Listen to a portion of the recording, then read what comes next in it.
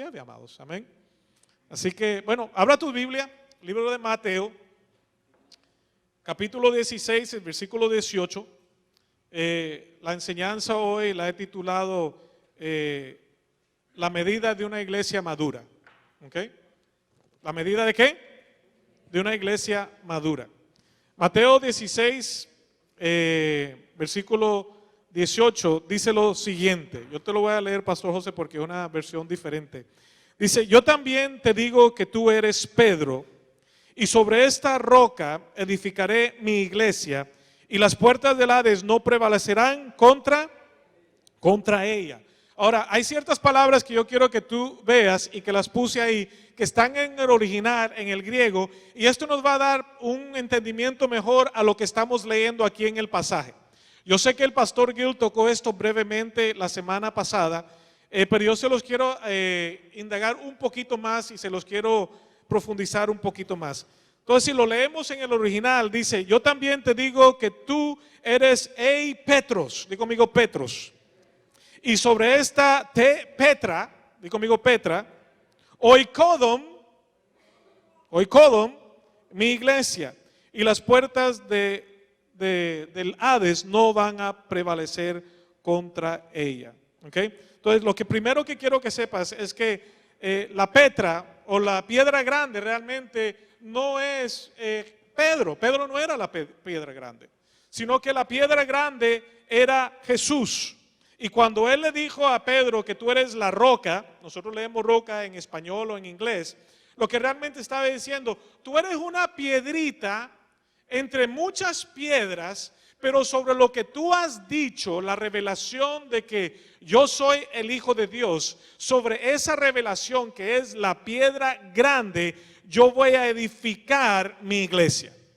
Entonces, Pedro era ¿qué? Una piedra pequeña, pero la piedra grande era Jesús.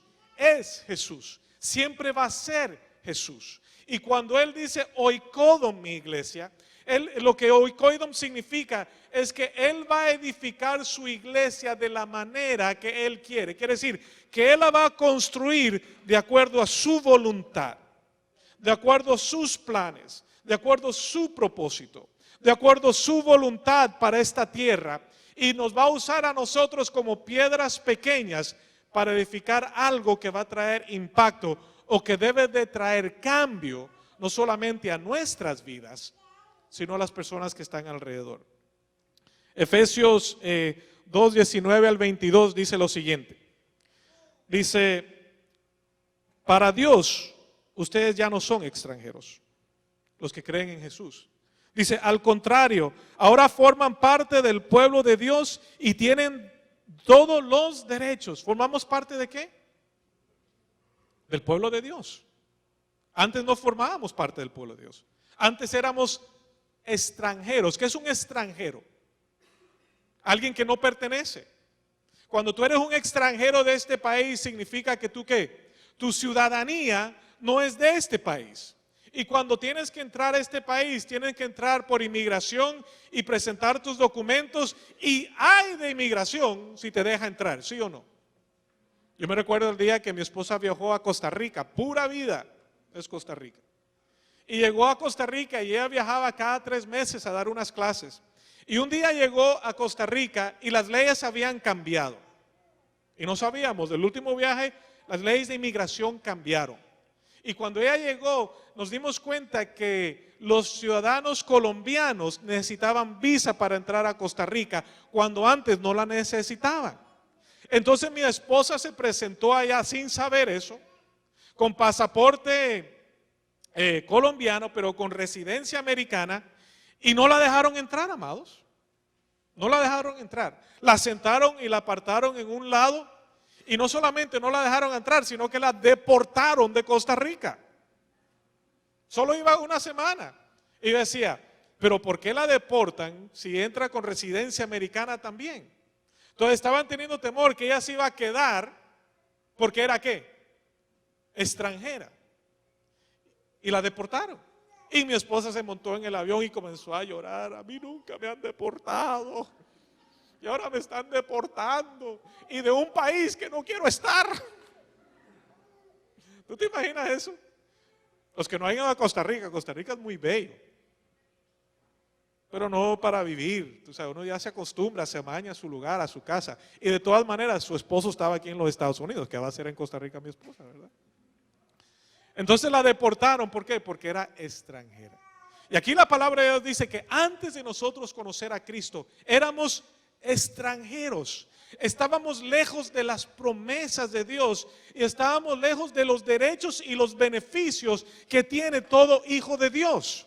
Pero ahora aquí la Biblia nos está diciendo que por lo que Cristo hizo y por nosotros recibir a Cristo, ya no somos extranjeros de la ciudadanía de Dios.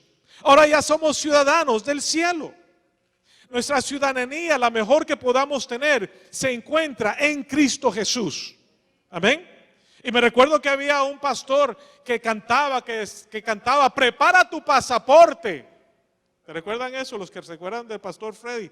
Él cantaba, prepara tu pasaporte. Y la canción era que si tú no conoces a Cristo como Señor y Salvador, prepara ese pasaporte, porque cuando venga el día que tenemos que irnos, solamente los ciudadanos del cielo van a poder entrar al cielo.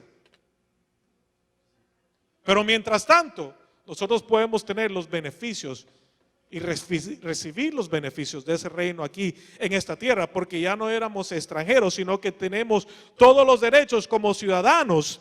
Y no solamente que somos ciudadanos del reino, sino que somos de la familia de Dios. Diga conmigo, soy de la familia de Dios.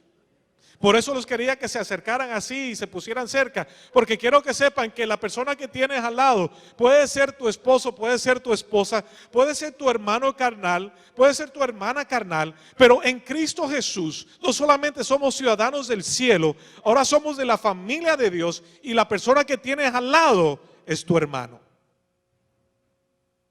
Amén. La persona que tienes detrás de ti es tu hermana en Cristo Jesús. Y esa hermandad, amados míos, Cristo pagó un precio muy alto. Cristo pagó precio de sangre para morir por nosotros. Y mira lo que sigue diciendo: todos los de la iglesia son como un edificio construido sobre la enseñanza de los apóstoles y los profetas, y en ese edificio Jesucristo es la piedra angular o la piedra principal. Quiere decir que Jesucristo es sobre el cual se edifica todo en la iglesia. Él es el que mantiene firme todo el edificio y lo hace crecer. ¿Quién hace crecer el edificio? ¿Quién lo mantiene? Cristo. Y dice que lo mantiene y lo hace crecer hasta formar un templo dedicado al Señor. Y por su unión con Jesucristo, ustedes también forman parte de ese edificio donde Dios habita por medio de su Espíritu Santo. Qué lindo eso, ¿verdad? Que no solamente me ha hecho hijo, sino que Él me ha hecho parte de ese templo espiritual que Él está desarrollando, para que yo no solamente, tú sabes, forme parte de su familia, sino que forme parte de lo que Dios quiere hacer en esta tierra por medio de su iglesia. La obra es grande, amados. Tal vez nuestra iglesia es pequeña, pero la obra de Dios es grande. Tal vez los obreros son pocos, pero la cosecha es grandísima. Y cada uno de nosotros formamos parte de esa cosecha. Y no tienes que ser un misionero en la África para formar parte de la misión de lo que Dios tiene aquí en esta tierra. Cuando tú vas saliendo de este estacionamiento, iba a ser parqueadero, pero parqueadero realmente no es una palabra en español, ¿verdad?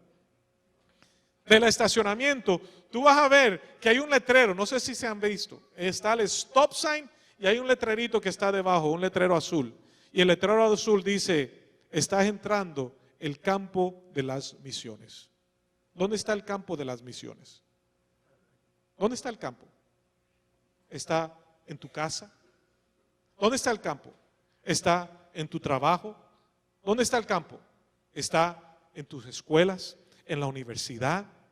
Donde sea que nosotros vayamos, es oportunidad para poder compartir lo que nosotros ya conocemos, para darle a otros esperanza de lo que Dios nos ha dado, de darle a otros seguridad de la misma seguridad y firmeza que tú y yo tenemos en Cristo Jesús, que ya no somos extranjeros, sino que ya somos ciudadanos, coherederos con Cristo, parte de la familia de Dios, hijos de Dios. Oye, amados, ese es un privilegio muy grande. Ese es el privilegio más grande que Dios nos puede dar. ¿Tú sabes qué? Y el templo que Él está construyendo es su cuerpo, somos nosotros. Es la iglesia. Colosenses 1:18 dice, y Él gobierna a su iglesia y le da vida. Él es la cabeza y la iglesia es su cuerpo. ¿Qué es la iglesia? Su cuerpo. ¿Quién es la cabeza de ese cuerpo? ¿Qué hace la cabeza en el cuerpo, amados? ¿Ah? La iglesia gobierna. La cabeza es la que manda, ¿sí o no? ¿Qué está en nuestro coco aquí grande? Está nuestro cerebro. Y si nuestro cerebro está muerto, el cuerpo está muerto. Entonces la iglesia no se guía por el son de tambores de hombres, sino que se guía por el son del tambor de Dios, amados. Y el que está edificando esa iglesia, el que está edificando ese cuerpo, el que está levantando esa casa, es Cristo. Amén. Y nosotros, Dios nos ha dado el privilegio de formar parte de algo tan grande y maravilloso que Él está haciendo aquí en la tierra. La iglesia es la entidad más poderosa sobre la faz de la tierra, la más duradera sobre la faz de la tierra. Y Dios nos ha dado ese privilegio de formar parte de eso. Eso es un privilegio. Dios nos da los dones, nos da los talentos para poder usarlos, para edificarnos los unos a los otros. Los dones que tú tienes no te pertenecen a ti, amados. Le pertenecen a Dios. Y Dios en el momento dado nos va a llamar a rendir cuenta por los dones que Él nos ha dado. ¿Cómo lo pusimos a obrar? Y en otro sentido, ¿por qué no los pusimos a obrar? Si nosotros comenzamos y seguimos entendiendo que la iglesia, amados míos, no es el edificio. Tú sabes que la iglesia es la gente. La iglesia somos todos los que formamos parte de esto. Y si entramos en esa habitación, en la formación de ese edificio, en la construcción de lo que Dios está haciendo, ¿tú sabes lo que Cristo nos da? Nos da vida, nos da paz, nos da sobre todas las cosas amor. ¿Amor por quién? Amor por Él. Y entonces vamos a entrar por esas puertas de una manera tan diferente, amados. Aquí no va a necesitar gente que los anime para que alaben, para que salten, para que adoren, sino que de un corazón agradecido. Vamos a entrar por esas puertas como dice el Salmo 100. Entramos por sus puertas ¿con qué, amados? Con acciones de gracias. Y entramos a sus atrios con alabanzas. Y le cantamos a nuestro Dios, porque Dios es bueno y lleno de misericordia. ¿Cuántas bondades Dios ha derramado a tu vida? El jueves estuvimos aquí testificando. Y la iglesia más o menos se llenó, no como otros años. Y yo creo que no se llenó como otros años porque no traímos desayuno, amados.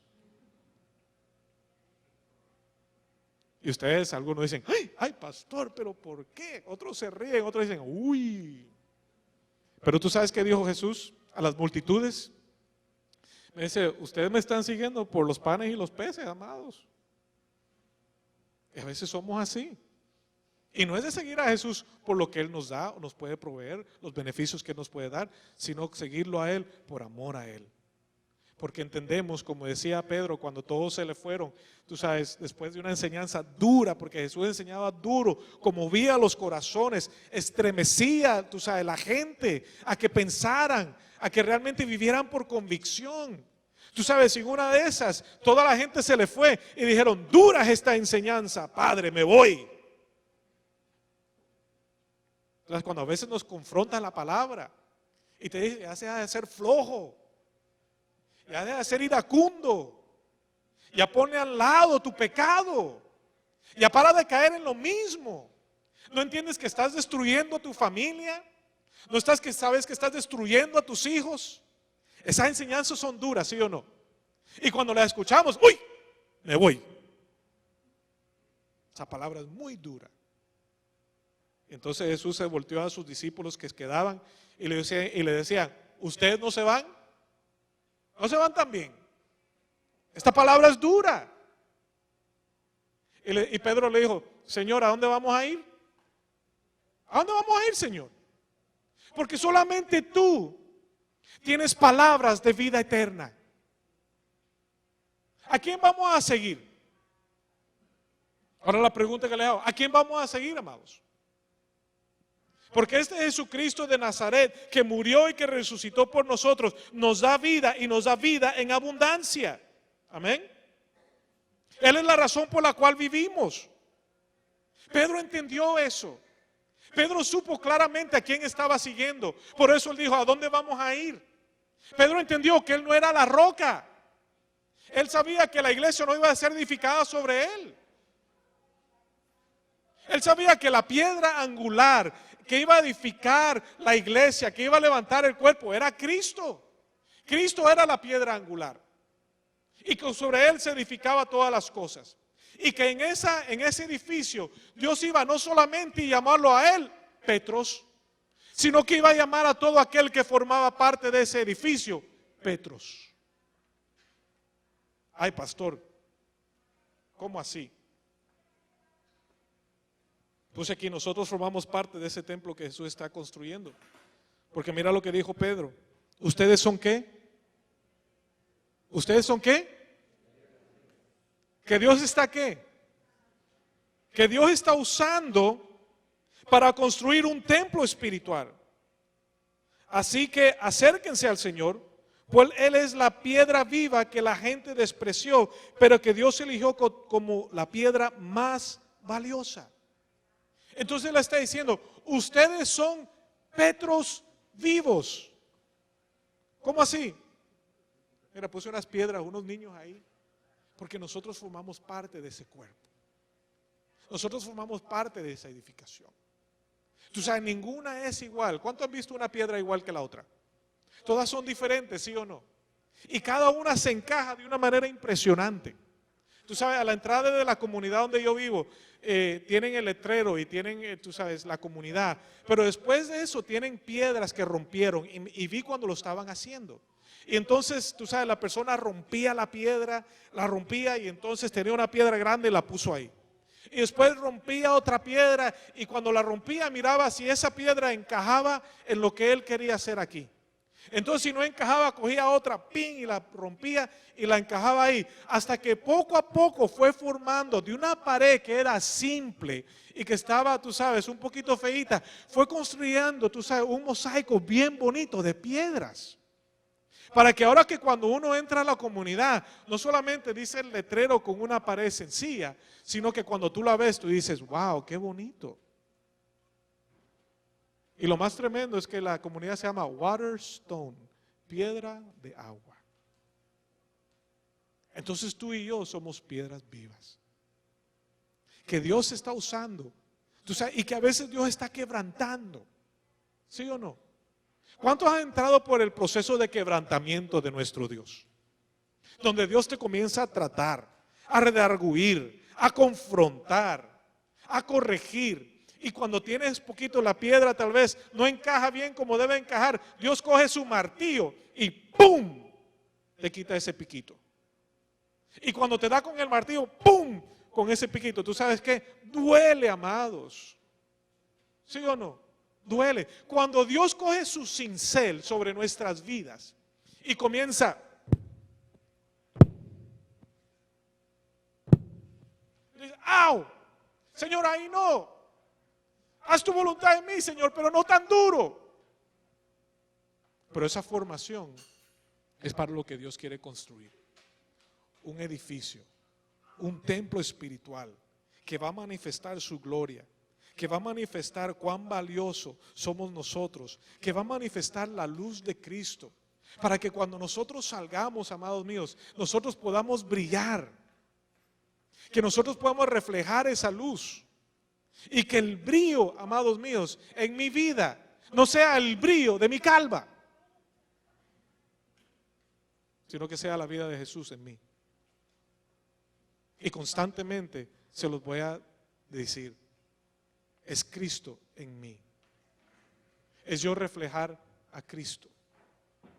Tú sabes, Pastor Gil les dijo la semana pasada, Pedro, ¿qué tipo de piedra va a ser Pedro?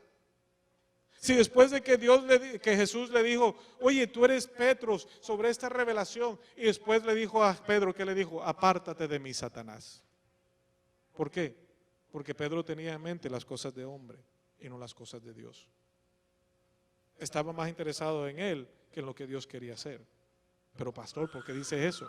Bueno, porque los discípulos siempre estaban buscando posición, siempre estaban viendo quién era mejor, siempre estaban viendo quién iba a ser más alto. Y Jesús les dijo, el que quiere ser más alto, el que quiere ser mayor, el que quiere ser mejor, que sea el menor, que sea el de abajo, que sea el servidor de todos. ¿Estamos viviendo eso hoy en día en la iglesia? ¿Estamos estimándonos los unos a los otros mejor que a nosotros mismos? Porque cuando Dios coge su cincel sobre nuestras vidas y comienza a formar piedras vivas para una construcción, una edificación de lo que Él quiere que la iglesia sea y no lo que nosotros pensemos lo que debe de ser, comienza Él no simplemente a lidiar con nuestro carácter, a lidiar con nuestras malcrianzas. ¿Cuántos de nosotros tenemos malcrianzas en nuestras vidas? ¿Cuántos somos malcriados, amados? ¿Cuántos son mañosos? Bueno, gloria a Dios que no soy el único. Pero Dios quiere ir moldeándonos para que cada día más no se manifieste la vida mía, Peter. Que no se manifieste el carácter mío, sino la vida de Jesús, el carácter de Dios. Pero duele. ¿Tú sabes cuál es el anhelo mío como papá de mis hijos? No simplemente verlos crecer, es un anhelo que yo tengo. Pero que cuando vayan creciendo sanamente. Que vayan madurando, no solamente en su físico, sino que vayan madurando en su manera de pensar. Que vayan madurando en su aspecto de moralidad. Que vayan madurando en aspecto de su relación con Dios. Tú sabes que nunca se les olvide el fundamento que yo les estoy poniendo. Y el anhelo de Dios es que nunca se nos olvide el fundamento que pusieron los profetas y los apóstoles. Y quiero que sepan que fueron los apóstoles del Viejo Testamento y los apóstoles del Nuevo Testamento. Esa es la edificación, porque cada vez que un apóstol o un profeta hablaba en el Viejo Testamento, siempre estaba poniendo y señalando hacia la piedra angular, señalando hacia la piedra que iba a ser la más preciosa sobre todas. Es Jesucristo. Amén. Entonces mi anhelo es que ellos crezcan. ¿Tú sabes para qué? Para que cuando ellos maduren físicamente, mentalmente, emocionalmente, moralmente, espiritualmente, ¿tú sabes qué? Que puedan edificar un hogar que sea sano. Un hogar que manifiesta los principios del reino de Dios. Porque los que manifiestan el principio de Dios son doblemente bendecidos, amados. Porque la Biblia dice que los ojos de Jehová van por toda la tierra buscando a aquellos cuyos corazones les pertenecen completamente a Él. Y cuando lo encuentre y los encuentra, Él dice, a esto los voy a apoyar grandemente, porque así lo dice la Biblia. Para que mis hijos tengan matrimonios saludables. Para que mis hijos tengan familias saludables. Para que lo que ellos manifiestan en un futuro va a ser bendición, amados, y no maldición. Que sean prósperos y no miserables. Ese es mi anhelo para mis hijos. Para que cuando mi hija viene, ahorita que estoy allá arriba preparando ciertas cosas, papi, la ofrenda. Que cuando crezca, siempre tenga en mente la ofrenda, pero no solamente la monetaria, la ofrenda de entregar su vida a Dios. Amén. Porque ¿qué es el dinero, amados? ¿Ah? ¿No es el dinero la recompensa de lo que tú haces en tu vida, de tu trabajo? Entonces cuando nosotros damos de nuestras finanzas, también estamos dando ¿de qué? De nuestras vidas. Y mi hija me dice, papi, la ofrenda. Y me dice, pero no solamente la mía, papi, la de Manuel. Dame la de Manuel también. Tú sabes, una conciencia. Papi, vamos a orar. Anoche yo estaba cansadísimo. Mi esposa no vino hoy porque estaba con fiebre anoche. Y yo le dije, mi amor, descansa. Y entonces yo estaba así rendido al punto de dormirme. Mi esposa ya estaba rendida y mi hijo estaba en el medio de los dos. Y me miraba y me decía, papi, ¿no vas a orar? Dad, you're not going to pray? Y yo le decía, oh yeah, I'm sorry, Emanuel. Y yo le dije, ora tú, Emanuel, ora por mami. Y comienza a orar.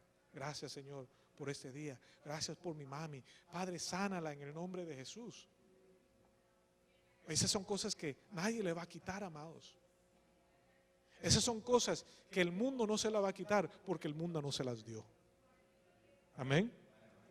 Y lo que Dios te da a ti, amados míos, los derechos, los privilegios que Dios le da a nosotros como sus hijos, nadie nos los puede quitar. Amén. Porque nadie nos los dio. El mundo no te lo dio Dios. Y lo que Dios te dio, nadie te lo puede quitar. Amén. Así que siempre recuerden eso. Entonces la medida de una iglesia que es sana o madura, es una iglesia, amados míos, que crece en muchas cosas. Y la primera cosa que quiero que sepan, entonces, ¿qué fue eso? El proyector se fue. El bombillo. Gloria a Dios.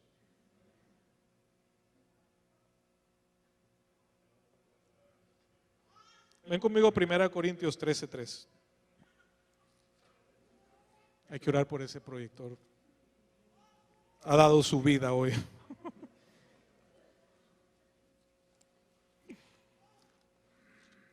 Primera de Corintios 13:13. Y voy a terminar con esto.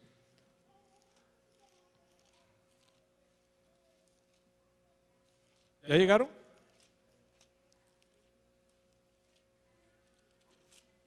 ¿Ya llegaron? Ok. Dice el apóstol Pablo. Y ahora permanece la fe, la esperanza y el amor. Estos tres, pero el mayor de ellos es el amor. Tú sabes que cuando Cristo dijo, yo voy a edificar mi iglesia, y dice, y las puertas del Hades no van a prevalecer contra ella. El mayor, tú sabes, ingrediente para edificar esa iglesia es que es el amor. Porque por amor Él dio su vida. Por amor Él entregó todo lo que Él era. Y él dice que cuando ya se acaben todas las cosas, lo que va a permanecer es el amor, la fe y la esperanza. Quiero que sepan, la fe se puede medir, amados míos. ¿Cómo se mide la fe nuestra? La fe se mide por las obras que hacemos. Si tú tienes fe, vas a obrar. Pero voy a aclarar algo. Tú no obras para tener fe o para tener salvación. La fe produce obras. Si nosotros somos creyentes, entonces debemos de obrar, porque la Biblia dice que sois salvos por fe en Cristo Jesús y no por obras para que nadie se gloríe, pero también dice que somos hechura suya, creados para buenas obras. Tú y yo debemos obrar cosas buenas. Y nuestra fe se va a medir por lo que nosotros obramos. La esperanza se puede medir por la perseverancia que nosotros tenemos. Cuando uno tiene esperanza, ¿tú sabes lo que hace? Persevera. Persevera. Es constante. ¿Cuántos han visto a Cristo? ¿Cuántos han visto a Cristo? Ninguno. Ninguno de nosotros hemos visto a Cristo. ¿Verdad? Pero ¿qué nos hace perseverar? ¿Qué nos hace tener constancia? Esperanza. ¿Tú sabes cuál es la esperanza? De que yo voy a estar con Él. Yo escuché un video hoy que decía, la muerte no es una despedida, sino que es una mudanza. Mira qué lindo. La muerte no es una despedida, sino una mudanza. ¿Mudanza de qué? Mudanza de este planeta o de esta tierra a nuestra ciudadanía eterna, a donde pertenecemos. El amor, ¿cómo se mide el amor? por la manera que lo manifestamos. Cuando nosotros vemos a la iglesia que Jesús le está escribiendo, Pablo le está escribiendo, y les habla acerca del amor, le está hablando de una iglesia que tenía pleitos, celos, inmoralidad, que eran piedra de tropiezo, que tenían tantas debilidades. Y Jesús le estaba diciendo, Pablo le está diciendo, lo que es mayor entre todo esto, ¿tú sabes qué? Es el amor. Porque el amor es bondadoso, el amor es sufrido, el amor no tiene envidia, el amor no es jactancioso, el amor no se envanece, no hace nada indebido, no se goza en la injusticia, no guarda rencor, todo lo sufre. Entonces, cuando veíamos los corintios eran impacientes, inmorales, orgullosos, llenos de ira, duros en su corazón, egoístas, peleoneros, envidiosos. ¡Wow! Gloria a Dios que aquí no hay nadie como los corintios, ¿verdad? Gloria a Dios que aquí vivimos en paz y en armonía todos los días de nuestra vida. 365, 7 days a week, 24 hours a day. Amén, pastor. Y yo sé que Betty puede testificar. Aleluya. Oye, si nosotros realmente somos sinceros, nosotros podemos ver que muchos de los corintios tenemos nosotros. Pero mira, Jesucristo es paciente. Jesucristo es puro. Jesucristo es bondadoso. Jesucristo es humilde. Jesucristo es manso. Jesucristo es desinteresado. Y si nosotros vemos las características de los corintios y vemos las características de Jesús, y si sabemos que Jesús está edificando su iglesia sobre el fundamento de lo que es el amor de Dios, la revelación de que Él es el Hijo de Dios, porque Dios envió a Cristo al mundo. ¿Por qué, amados? De tal manera amó Dios al mundo, que dio su Hijo unigénito, para todo aquel que creyera en Él, tuviera vida eterna y no se perdiera. ¿Por qué mandó su Hijo? Amor. ¿Por qué murió Cristo? Amor. ¿Cómo va a edificar Cristo su iglesia? Amor. Entonces la iglesia madura, o la iglesia que va a manifestar, tú sabes, la madurez de Dios, la madurez que Dios quiere que nosotros tengamos, es una iglesia, amados míos, que va a manifestar y va a reflejar a Jesús. Ahora, si yo te diría, haz una lista de lo que tú ves en ti, te vas a ver más impaciente, orgulloso, iracundo, duro, egoísta, peleonero, envidioso, envidiosa. O en esa lista vas a poner paciente, bondadoso, humilde, que te dejas enseñar. Oye, a veces nosotros somos tan orgullosos, amados, que no nos dejamos enseñar. Tú sabes, los hombres a veces somos tan duros.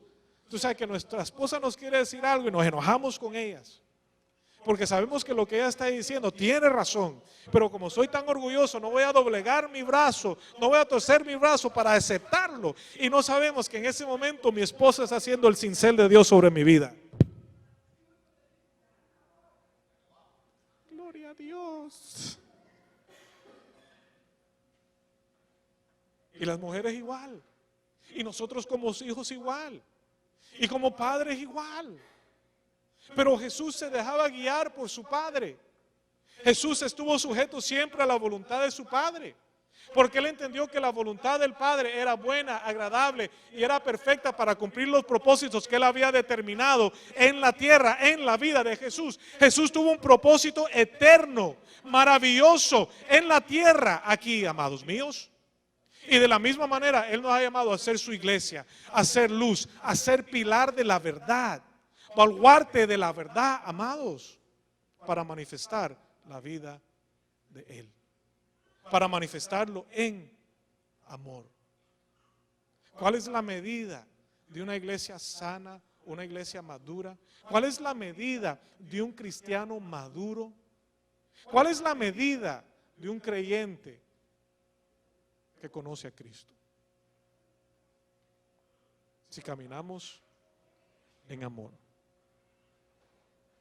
poniendo todos nuestros intereses a un lado y entregándonos a Cristo para que Él haga lo que Él quiera, no solamente en nosotros, sino que lo haga a través de nosotros y manifestar ese amor.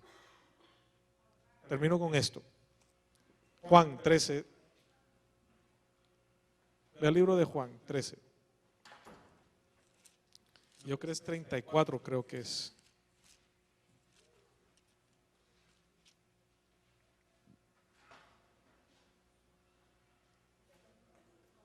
Jesús hablando, despidiéndose, al punto de mudarse.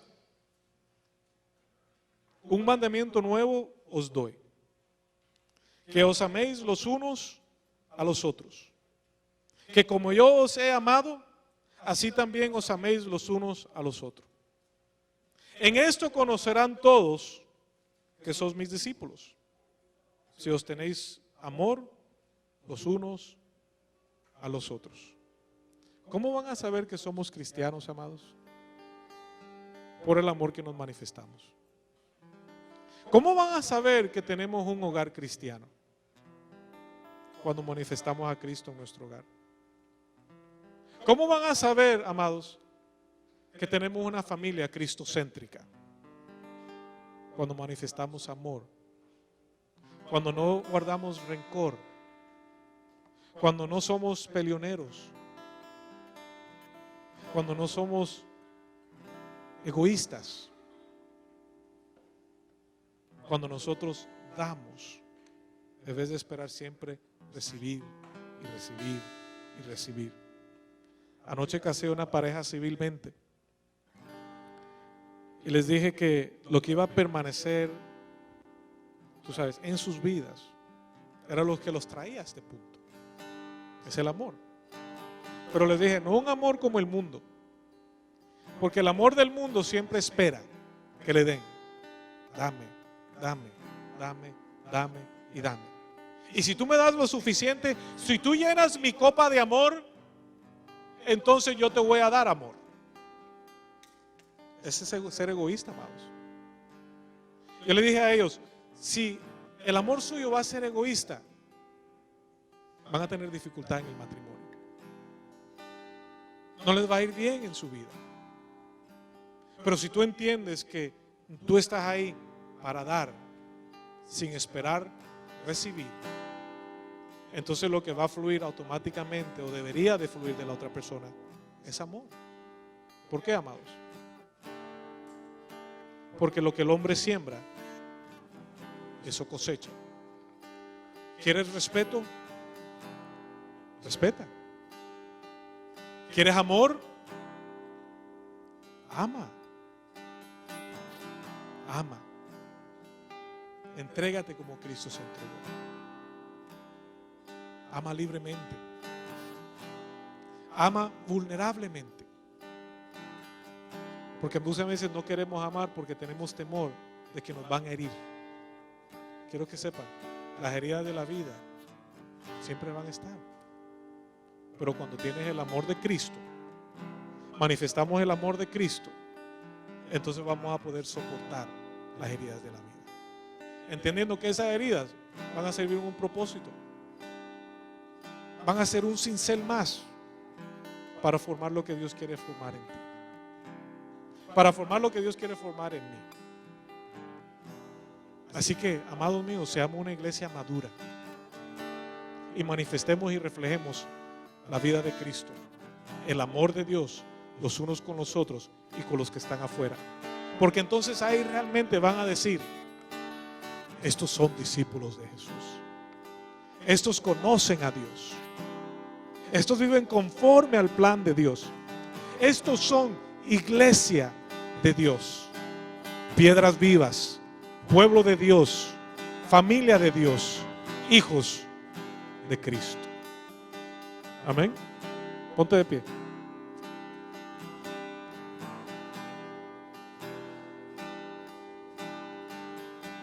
Señor, yo te doy gracias. Yo te alabo y yo te bendigo, mi Rey. Y te pido, Señor, que en este día, en esta tarde, Señor, después de un fin de semana largo, Señor, después de un día de comer pavo, Señor, y de darte gracias y de compartir en familia, Señor, que nosotros entendamos que el dar gracias es todos los días, que el estar en familia es todos los días, Señor. De amarnos los unos a los otros es mandamiento que tú nos has dado, Señor. Y que es lo que tú estás construyendo, edificando en cada uno de nosotros. Yo te pido, Señor, que tu palabra, que es viva y eficaz, Señor, pueda penetrar lo más profundo de nuestro ser. Y que nos des esperanza, que nos des fe, Señor. Y que sobre todas las cosas, mi Rey, tú nos llenes de tu amor. Estemos llenos de ti. Porque al estar llenos de ti, Señor, vamos a manifestar quién eres. Vamos a dar, Padre, sin esperar recibir. Y vamos a traer cambio a aquellas personas que necesitan, Señor, de tu amor. Te pido por tus hijos, Señor, y te pido que los guíes en esa senda, Señor, para que cada día más te conozcan a ti. Y conociendo a ti, Señor, conozcan el verdadero significado de lo que es el amor. Porque tu palabra dice que tú eres amor. Yo te alabo, Señor, que tu presencia siempre esté con nosotros y nos gozaremos. Y vamos a salir, Señor, por estas puertas con acciones de gracias y con alabanza en nuestra boca. Yo te alabo, te bendigo, Señor, y te doy gracias, pidiéndote todo esto en el poderoso y glorioso nombre de tu Hijo Jesús. Amén y amén, amado. Vamos a hacer algo más. A la salida está la comida. Vamos a partir pan juntos y vamos a comer juntos. Y yo quiero que aproveches este tiempo de estar allá afuera, de ir y siéntate con alguien que no conoces y comienza a conocerla, comienza a hablar y comienza a edificar. Amén. Los amo mucho, nos vemos allá afuera. Disfruten la comida porque se hace con mucho amor. Que Dios los bendiga.